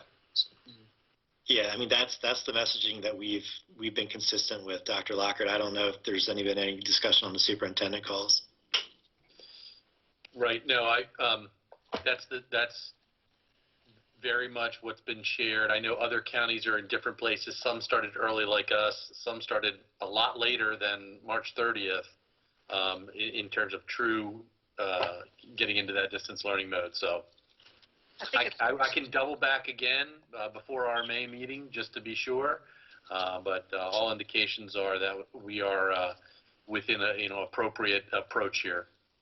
And we would certainly submit the waiver requests onto the state in that same format, so they would know exactly what we're thinking relative to their pending approval. Okay. And the state board actually has a meeting tomorrow, I think, and they're going through some waivers, but not this stuff yet, you're saying? Correct. Yes, Mr. Kyler, and at their mid-April meeting, which was the 14th, they essentially gave Dr. Salmon the broad authority to just sort of automatically approve the waiver for the first 5 days. The other one, the election day, they'll need to entertain at their May meeting, and we know that the state board needs to act on that. So they're acting on other similar requests that they may have already received from other locals tomorrow. They won't have ours yet unless you approve it on the 13th. Mr. O'Neill, just to kind of refresh the public's memory, what was supposed to be our last day of school according to the calendar? The 12th, I believe. I need to pull the calendar up. All of that moves it up one day. Okay. That's correct. It was the 12th. I've got my copy of the calendar right here. It was June 12th. Yep. Mr. Anderson talked about, this forcing some things forward. We're all learning to be paperless unless we have a lot of ink on. Right. I'm getting there, but it's a lot of back and forth. Okay. The next thing I wanted to talk about is your budget process, and Jason touched a little bit on some of that, or the back end of that earlier. Before all of this happened, you had a schedule set where you would hold a budget work session on May 6th, and then at your regularly scheduled business meeting on May 13th, that would be when you would normally reconcile expenditures to revenue and approve your final major budget categories and submit your budget to the county. A lot of things have happened since then. The General Assembly wrapped up early. All of this due to the pandemic. The pandemic hit. The county went back into a different view of budget deliberations, and at this point the county has released an FY21 budget that proposes to have the Board of Ed at a maintenance of effort budget for FY21 instead of the little over 3% increase we had all been working on and planning from. You also have already on your calendar a joint meeting with the commissioners scheduled for May 12 in the afternoon. And so in light of all of that and the fact that we are now talking about significant changes, the difference between a maintenance of effort budget and what we were planning on is about $5 million. If you think back to before the pandemic, if you could still do that, we were already dealing with about a little more than $1 million less in state revenue than we were anticipating, and that had been what we were working on. So given all of that, Dr. Lockard would like to propose that we possibly change the original schedule and not hold that budget work session on May 6th, but rather cancel or postpone that, reschedule it, however you want to look at it, until May 13th, which would be the day after you have the opportunity for the joint meeting with the commissioners. And so you could hold your work session on the afternoon of the 13th. You could have as much discussion and deliberation as you see fit or need to. And that night at your business meeting, the evening of the 13th, if if your discussion is final and you were prepared to approve categories, you could that night, or you could announce that you would need to schedule a different, an additional business board meeting sometime in May so that your budget categories were approved within May to align with all final revenue from both the state and the county. So one question for you, I guess, tonight would be, would you like to entertain that change to the budget approval calendar? And if so, then Dr. Lockard would take care of having all the proper adjustments and announcements made. While you reflect on that, the other topic would be year-end funding and fund balance appropriations. That's, even before the pandemic, that's not something that we hadn't been speaking to you about and with you about throughout the budget process. And there are still some concepts out there we'd like to talk about. Every year, even in a normal year, you typically will approve a year-end operating budget transfer at your May meeting, and that sort of makes all of the spending be in a line with the proper major categories in your budget. And that, like I said, that's a normal process. This year, that would be a little larger than normal. If you think about the fact that most of our operations have largely been shut down, our schools are not at full operational utilization capacity, utilities, et cetera. Our buses aren't running, so there's fuel, those kinds of things. This is a year where that would be a little more involved than in any other year. But it also gives us the opportunity to work on some of the things that Jason's referenced throughout. And so we have some thoughts we've been working on with the superintendent under his guidance to bring a year-end budget transfer, and also separately to appropriate some money from your fund balance into certain other uses. That's something also we would like to bring to your budget work session, whether that's still held on May 6th or whether you agree to move that to the 13th, that entire plan. And for technology, it's largely the refresh cycle, replacing our existing devices that are going out of warranty, and then also some other things, but also the other big item would be the high school initiative that Jason's spoken about earlier several times this evening. So there would be a year-end transfer related to many things, but especially technology. And then for the fund balance, we do believe it's time that we reconsider a practice that's been in place periodically over the last, I'd say 5 or 6 years at different stages, and that is to repopulate some of the local CIP categories that we tend to use for ongoing business, and those include infrastructure renewal. That's the name of the one capital improvement plan project category. We use that money for the maintenance of our buildings up to the big projects that you approve that the state participates in. So things short of a full roof replacement or a full HVAC replacement, but all of the other maintenance of our buildings. If you think back to the discussion you had all of the last school year about the Westminster High School facade, the bricks on the facade, that's an example, and that's actually a great example because that's one of the reasons why we believe it's time to repopulate that account. Secondly is our school security project, and that's the money that Mr. Williams and others use to move and replace and update cameras as they go out of warranty, or the hardware device on doors and vestibules and that sort of thing. And then the third project would be technology, and we've talked a lot about that tonight already. And then the last thing, Dr. Locker's spoken with you several times throughout the budget process about 3 positions that he would like to use fund balance to start up for a period of 3 years to meet some identified broader community needs. We would be bringing those back into that same discussion at your work session. We'd have as much discussion as we possibly could and answer as many questions as we could for you. And then that as well would be something you could consider approving or acting on as part of your budget approval. So that's kind of the budget process question and update, and we'll pause there either for questions from you or to see if you have any reaction to that proposed timeline change. So board members, why don't we take the comment about the year-end funding and the fund balance. Mr. O'Neill, I did want to ask a question about, I know there's a lot in flux and a lot of things that we don't know yet, but We know about the learning and recovery plans that we're putting in place, and there's a lot of work going on in that. I think that that's going to be very tightly wound in with the discussions about fund balance and uses of that. So I'm expecting that to be probably a pretty robust conversation Sure.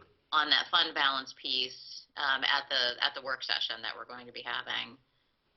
Yes, I think it will be, and we would hope so. And what I can tell you tonight, short of providing an actual presentation, is everything that I just stepped through and outlined that we've been working on with the superintendent. We believe, and we will be able to demonstrate that with some format. I guess we'll have to figure out what the best format is for a work session now, and using this technology. But all of that, even if you approved everything that Dr. Lockard submits as a recommendation, it would leave your fund balance in a very healthy state, similar to where it sits today after your last financial audit. And so we do believe there would be sufficient funds available to address the one-time costs associated with summer recovery or even fall recovery, compensatory services that Mr. Shockney spoke to earlier. We would never want to bring you a plan that we felt like didn't leave you in a place where you could respond to those needs, which we know are coming. And Jason spoke at length about how that might look. We're starting to form a sense of what might be involved in a summer recovery plan. And so we do feel, with each passing week or certainly month, more and more comfortable that we know what that would look like, and we'll be able to cover those costs from your fund balance. Okay, so you'll be able to put a framework around this is the amount of money that we think that we're saving from the facilities being closed for the latter part of the year, but then here are the additional expenditures that we anticipate for the learning recovery plans. Yes, and we'll have Mr. Hartlove with us that night, and he'll do some of his handy charts and spreadsheets that he puts into a format that's easy to see and understand. And so we'll give you a sense of what we want to spend from year end on technology. Also, I failed to mention the CARES funding, which we're anticipating coming, would be a big, the pass-through federal money from the state would be a big part of that technology initiative.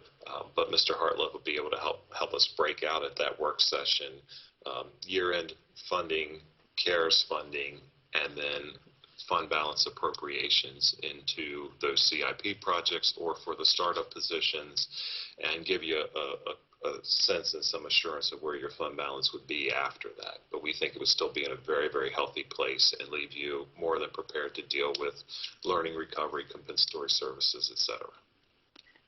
And the CARES funding, we're anticipating being a little bit in excess of $2 million? Yes, that's still the best information we have. We've received a little more guidance. It's not very detailed yet, certainly not in the kind of format you usually need to fill in to submit, but a little over $2 million would be our share of the overall state allocation. They're using the Title I breakdown to disperse that to the counties.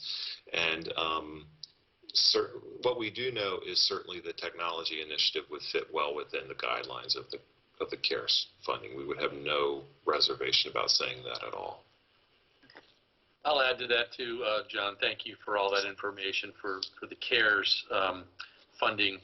Obviously, that is one-time funding, and even though it is coming through the Title I counts, so to speak, it is not restricted just to Title I schools or Title I students. We can use it for all of our students. So it was driven out of the Title I funding formula, but it is available for our system for many uses. We're looking at technology, but I just want to remind everybody that's not an ongoing something we can add to our operating budget. It is a one-time type of expense revenue. Correct. So board members, any other questions on those items before we move into talking about the timeline?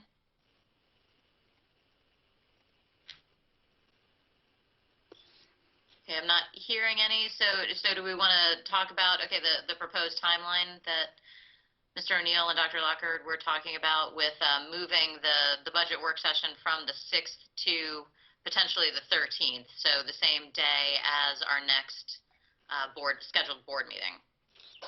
I think that timeline seems to make sense because, again, we've got all of this information to pull together, plus we'll have the information from having met with the commissioners. So to me, it makes sense. And I agree with that. I agree. Okay, Yes. was that Mr. Kyler? Yeah, I agree also. Okay. I agree as well. I'm good with that. Ms. Herbert? Oh, I definitely agree. It's the only common sense thing to do. Okay. And I agree. I think that there's a lot of information to pull together in terms of what we think these recovery learning plans are going to look like, you know, and the technology that's necessary, getting a little bit more clarification on the CARES money. I think it makes a lot of sense to have the meeting with the commissioners first, and then we'll get a lot of questions answered with them, and then we can proceed with our work session thereafter. And if we're not in a position to make a decision on the 13th after the work session, then we could still have a meeting a week to 2 weeks later, as long as we get it in before the end of May. Is that correct, Mr. O'Neill? That is correct, and we have done that in the past. This wouldn't be the first year, pandemic or not, where we had a special business meeting later in May to finalize the budget. Okay. So it sounds like we're all in agreement that that is reasonable timing. Okay, thank you. We'll work with Dr. Lockard and Ms. Lucida and Ms. Gaddis and others to make those schedule changes happen and be announced.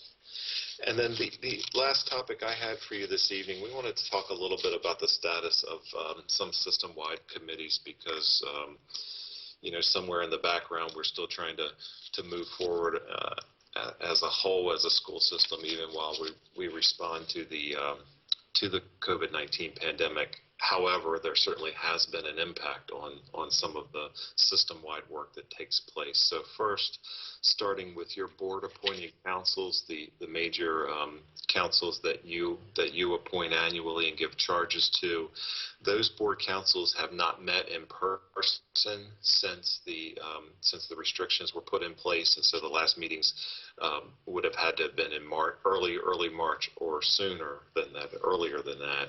So no actual meetings. However, we are trying to use the councils appropriately as a vehicle to solicit feedback or input on different items and topics as they come up. And lastly, June of every year is when, based on your policy and regulations, each council is supposed to submit its final report. I know you've talked with the superintendent about holding work sessions where each council could have a more interactive process with you to go over those reports, and I'm sure Dr. Locker's still hoping for that and looking to that when that's possible. Yeah, the whole idea was to do that in person. Right. And so we'll hope for that, but the reports would still be submitted in a written format in June. And so for each council, your staff liaison to each council is in the process of trying to prepare a draft of those final reports, and we will send those to the full councils electronically for feedback and input prior to submitting those for your June business meeting. And we'll hope that maybe in the summer you can have that work session where you can have a more interactive process in looking at the work from the prior year and the work going forward. So that's the board councils. And then the last really big system committee, at least from my view of the system, is the Freedom Elementary Redistricting Committee. Their work too came to a halt once the restrictions were put in place, and our staff has been able to do a little bit more research and analysis of some of the concepts that the committee was beginning to work on at the time the restrictions took hold, but that's about the extent of what has happened since then.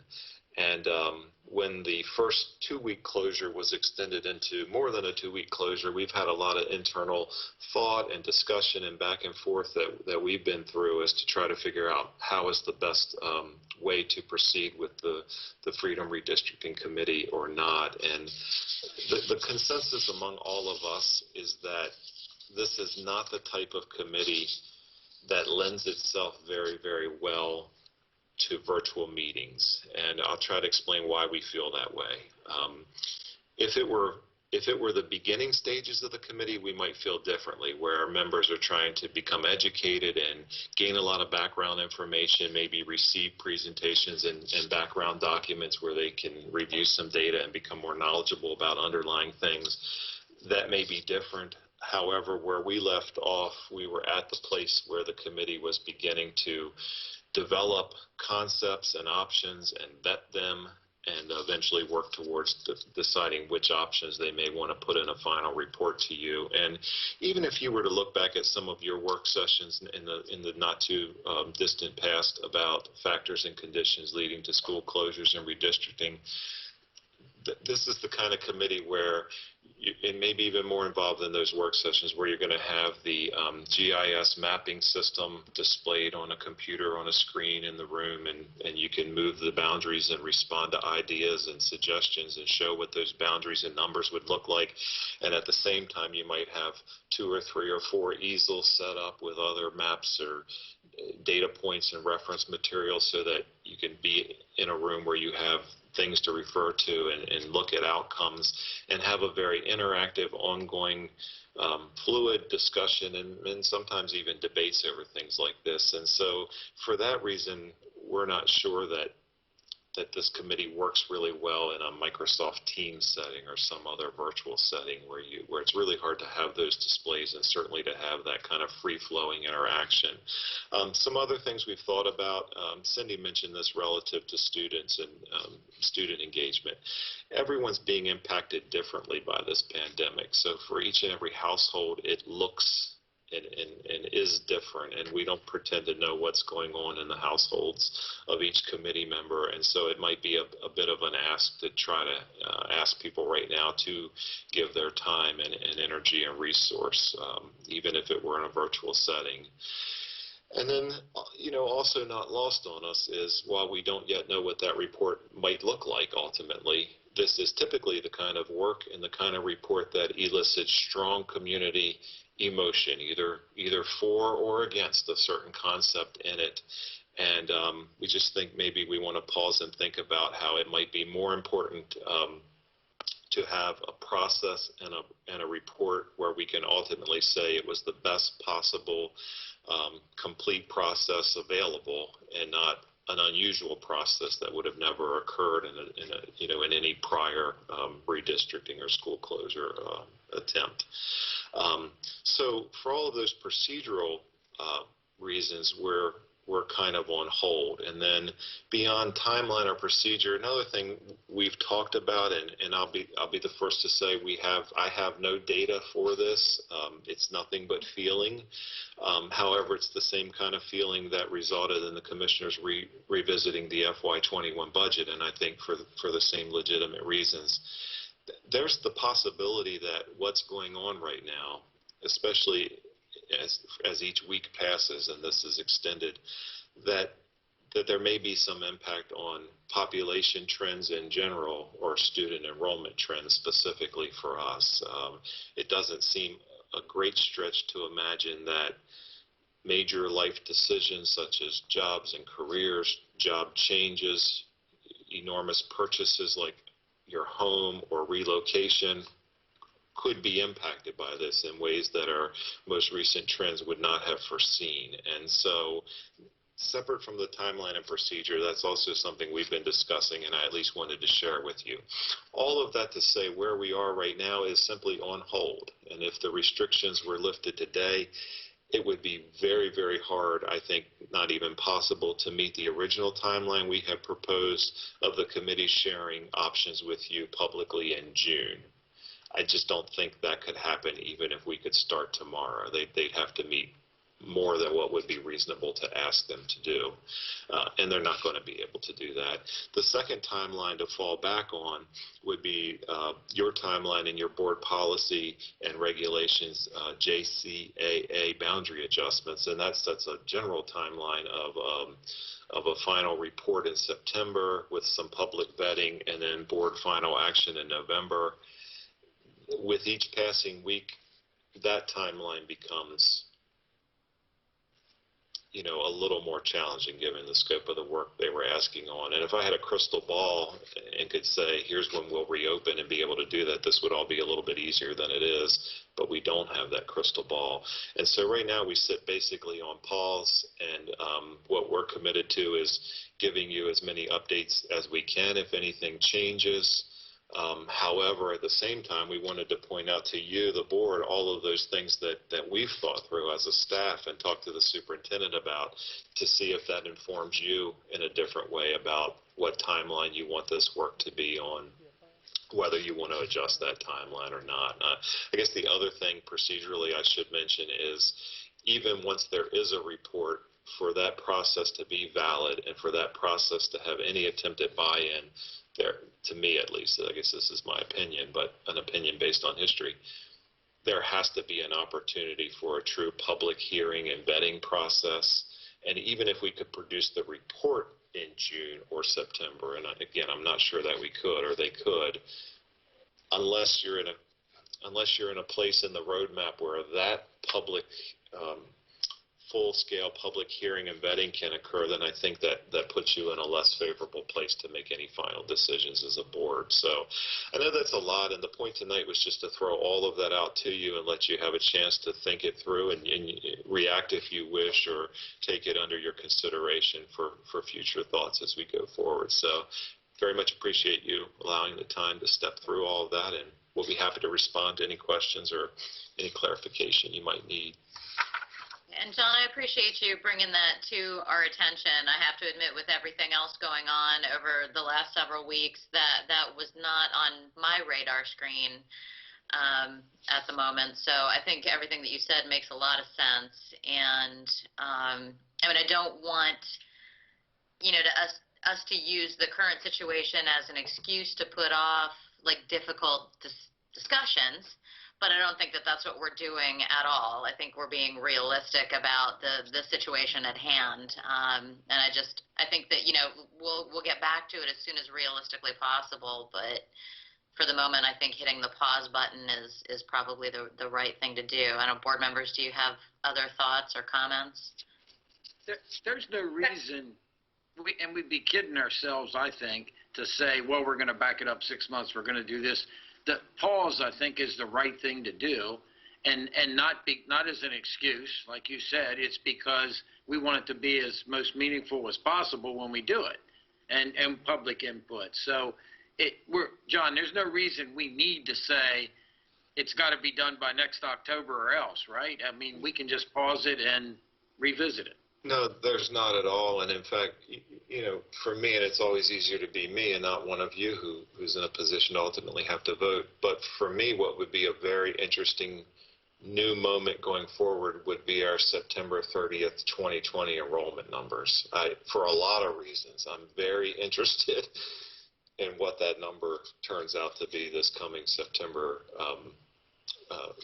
30. And, so many important parts of our school system are going to be influenced or driven by what that turns out to be. And I know, talking to Jason and Cindy routinely, Cindy has some concerns or reservations about what impact this could have, at least in this next year, on our enrollment. So you can make an argument either way, and there'll be people, I'm sure, who will accuse, or suggest that a delay was for the wrong reasons. But it's a process you want to make sure you're comfortable with was done well and done correctly and done as best as possible. And whatever you decide that will be is what we'll do. But what we didn't think was that it would be a good idea to not begin to have this conversation with you. A lot has changed since mid-March. And, Donna, to your point, I'd love to take credit, but the truth is a million things have been flying by, and it's Ray and Mike and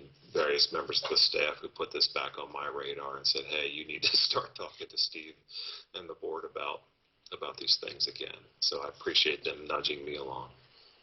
Right, and I think it makes a lot of sense. I mean, nobody knows yet what the economic impact of this is going to be. I mean, all indications are that it's going to be quite devastating, and we've got, we lost jobs for, 10 years worth of jobs growth in 1 month's time. I mean, the impact on the economy is going to be devastating, and I think that we'd be foolish to think that that isn't going to impact the finances and the student enrollment situation in the county as well. So I think it makes sense to hit the pause button, and like you said, get back to it as soon as it makes sense. But as of right now, it doesn't really make sense to try to move that forward.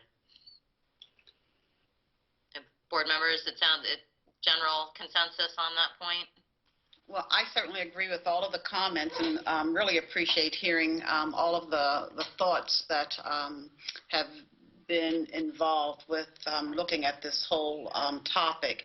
So again, I think to make sure that the whole integrity of looking at the redistricting, I think we need to have all of the pieces of information together. So I think it would be in our best interest to certainly put it on pause for now for the reasons that have been shared. So that's certainly what I'm in favor of doing.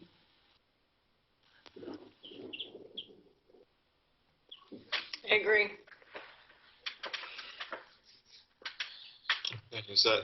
That's everybody then. So with that being your will by consensus, Ray and Mike will communicate that to the committee that for now we'll be on pause, and we'll see where things look in the future. Okay, thank you very much. That was my last update. I truly appreciate your support and your time and attention. So thank you. Thanks, John. Thank you, John. Thanks a lot, Thanks, John. Board members, that was all the updates that we had for you this evening. Certainly want to take a final few minutes here if there's any additional comments, questions, clarification on anything, but that's all the updates that we had to provide this evening. I want to thank our chiefs and all the staff here this evening, and of course, like I opened with, just the response of our entire employee base. It's just been tremendous. So I can't say it enough. Thank you. I do have a question, Dr. Lockard. With everything going on and these teachers really working hard and learning how to teach virtually, what are we doing with these teachers that need to be tenured and evaluations?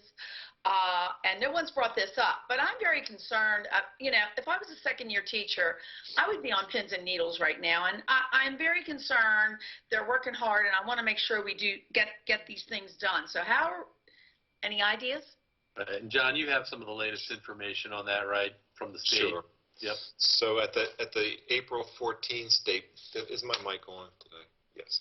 Yeah. At the April 14 state board meeting, the one where they also approved the 5-day, or approved Dr. Salmon to grant the 5-day waiver, the state board did extend the notification timeline for non-tenured teachers from the traditional May 15 until June 15. And so most school systems in Maryland are working with that revised timeline. We've had some ongoing conversations with CCEA's leadership to let them know that, and that we, much like Cindy's described with students, we're going to take a course that allows our building administrators and our teachers to have the utmost flexibility and reasonableness possible. As for tenured teachers, the state board will be, it's our understanding at least, that the State Board of Ed will be receiving a series of recommendations from Dr. Salmon and her staff at the next state board meeting on April 28.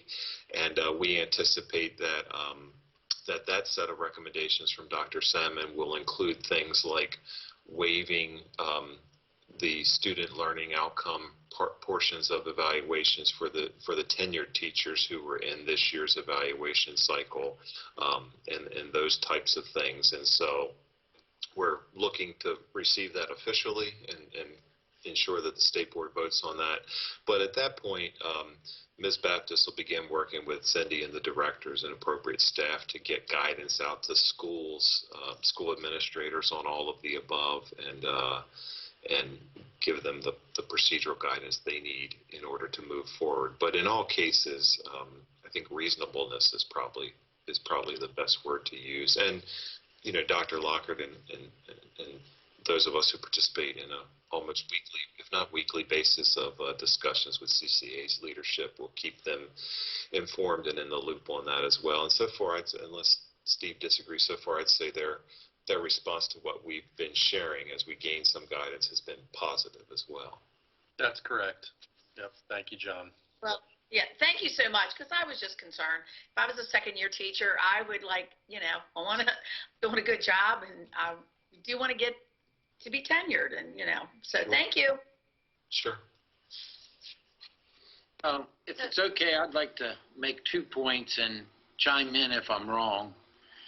But first off, graduation.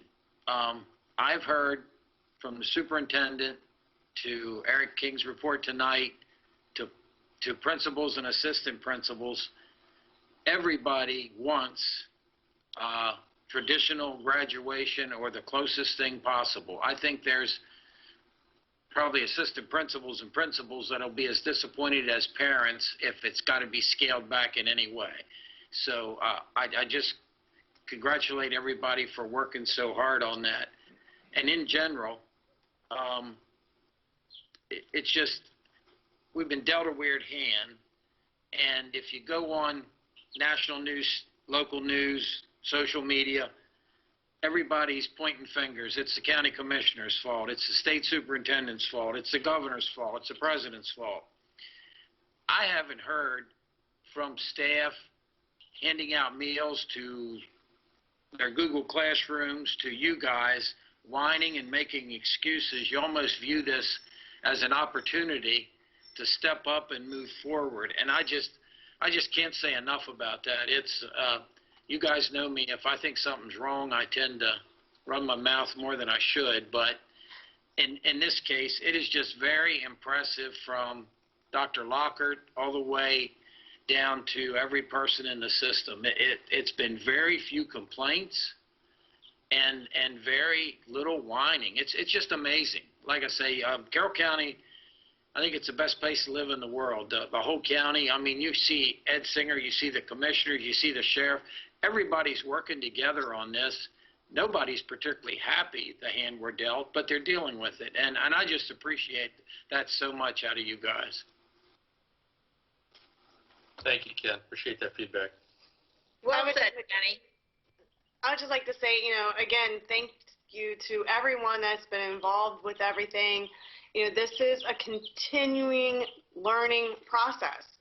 It's something it's ever changing, and we're trying to adapt to it every single day. With all the different resources our students are learning, all the resources our teachers are learning to make sure our students have, and I know there's always been conversation from the public lately, why is there this and why is there that? Well, we're just trying to make sure that our students stay engaged, our teachers are out there learning and trying to pass on everything they possibly can for the students to tap into. Everyone that has been part of trying to get everything, simple and working, we're all learning this. And I want to say thank you to everyone, the teachers, the parents, the students, all of our staff that is doing everything behind the scenes as well to help with everyone. We just can't say thank you enough to everybody. It truly has been remarkable, and I too join with others in thanking everyone for such an incredible job. And I really appreciate these updates that you're giving us, because information is changing quite rapidly here, and how we're responding is changing rapidly as well. So thanks for bringing it all together and keeping us most up to date with the information that you have as we continue to move forward. So appreciate it very much. And Dr. Lockard and everyone else, I think the best thing is your communication to everyone. That really puts people at ease. People want to know what's going on, what to expect, and I want to thank everybody, but thank you for leading and also communicating with us, our educators, the employees, and the community. Thank you. Yeah, I'd just like to echo what all the other board members have said. I mean, there really has been, to Mr. Kyler's point, not a whole lot of lamenting. I mean, really we all recognize that this is not a great hand to have been dealt, but it's the hand we've been dealt, and the way that this county and this community has responded has been truly remarkable. And I love everyone's can-do attitude of we're going to educate our kids and we're just going to figure out a way to get this done. And it's just been a truly remarkable effort. And I agree with the communication comment as well. I mean, you've been out in front, Dr. Lockard and staff, at every turn, basically saying, okay, here's what we're doing, and we're going to make sure our community members know about it. And it's just been an outstanding effort on everybody's part, so I can't thank you enough. And I know that we probably have a couple of additional questions just in terms of, I know that we're only one of a handful of states in Maryland that hasn't already declared schools closed for the remainder of the year. So I think we're probably, nothing is official yet, but I think if we're talking realistically, I don't expect that we'll actually get back into the schools before the end of the year. But I don't think that that's really going to change any of our course of action that we're taking right now. Would everyone agree with that? I mean, Dr. Lockard, do you have any comments in that regard? Right. I'm right there with you, Ms. Savigny, in terms of realistically trying to look out. I think the last statistic I saw was 41 states had closed for the remainder of the year. Maybe that's changed over the weekend. I don't know. But no, I don't think that changes our approach. We've been planning that way so that if that was the reality, then we were prepared, or that much more prepared, to tackle it. So. Okay. And I believe it was Mr. Anderson who was talking about sending out another 4 weeks worth of packets, right? So we're on track to do that. So no matter what the announcement comes down in 2 weeks, we're prepared to keep our kids moving forward. We are, and we made that decision. Soon as from the last press conference, when we heard that we were going to be, it was going to be extended to mid-May, we decided to go ahead and just move forward with our plan. And so I believe it's May 5th. Folks can anticipate weeks 5 and 6 being availed. And then May 12th or May 15th, weeks 7 and 8 will be availed. And I have heard some miscellaneous questions from the community in terms of, when we start seeing what the reopening plan is at the state level. There are a lot of summertime activities that go on within our school buildings. Do we anticipate that those things would still be allowed over the summer? And at this point, I think the only direction that we can give the community is that we're still in a wait-and-see mode. Would you agree with that as well, or? Yes, I would. We, again, as Mr. O'Neill alluded to, as they're looking at the governor's plan and how that gets rolled out, we would have corresponding sort of kind of parameters around that. So we just kind of have to see when that's going to happen and what our response would be and what we'd be allowed to do and not allowed to do and so forth. John, do you want to add anything to that? No, I would agree with that. One of the statements in the plan that caught my eye right away is this is a roadmap, not a calendar. And then it talks about the phases and the sub-phases. And while I'd like to be really, really optimistic, I think, the gateway numbers that they need in terms of infections and hospitalizations and deaths are still trending up, not plateauing yet at least, or going down. So we'd be a bit away in terms of weeks, just by the definitions of the requirements before even implementing phase 1. And so to get to the latter phases where some of those things could happen, I think is very uncertain at this point. It's absolutely wait and see for us. Okay. And when we talk about budget items at our next meeting, where we were talking about what do we think the costs are associated with the recovery learning plans or learning recovery plans?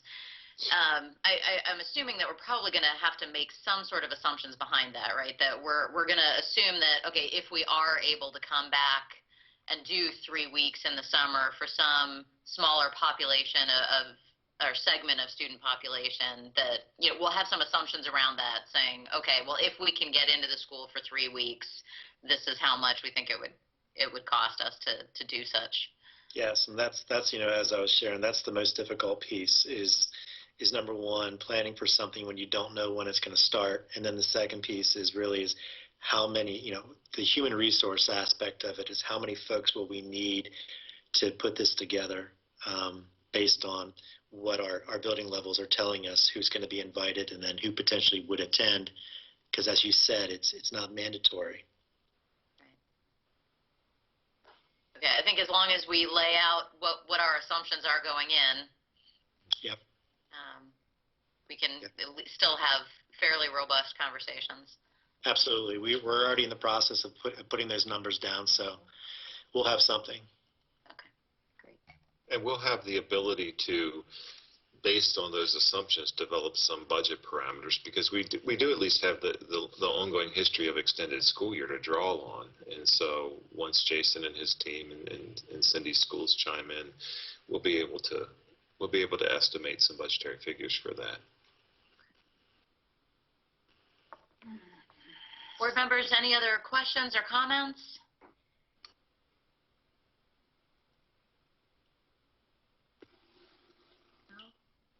Well, just one last thank you to everyone for everything that you've been doing over the last, gosh, it feels like a lot longer than 6 weeks, but it's... It does. It does. Thank you again for the tremendous effort. And with that, I will read the unfinished and new business sections. So we have the FY21 budget work session, so the date and time to be determined. We, based on preliminary discussions that we had this evening, will say that we're aiming for that to be the same day as our next board meeting, May 13th, and it will likely be held virtually. On Tuesday, May 12th, we have the joint meeting with the Board of County Commissioners, which will also be held virtually. And on Wednesday, May 13th, 2020, we have the next virtual board meeting for the month of May. And citizens may submit their comments via email on the CCPS website or by U.S. mail. And with that, I will call for a motion to adjourn. So Moved by Ms. Herbert. I'll second that. Second by Dr. Dorsey. And all those in favor, if I can get a verbal aye, please. Aye. Any opposed? Okay, and with that, we are adjourned. Thank you so much, everyone, and we'll see you again virtually very shortly. Thank Right. you. Good night.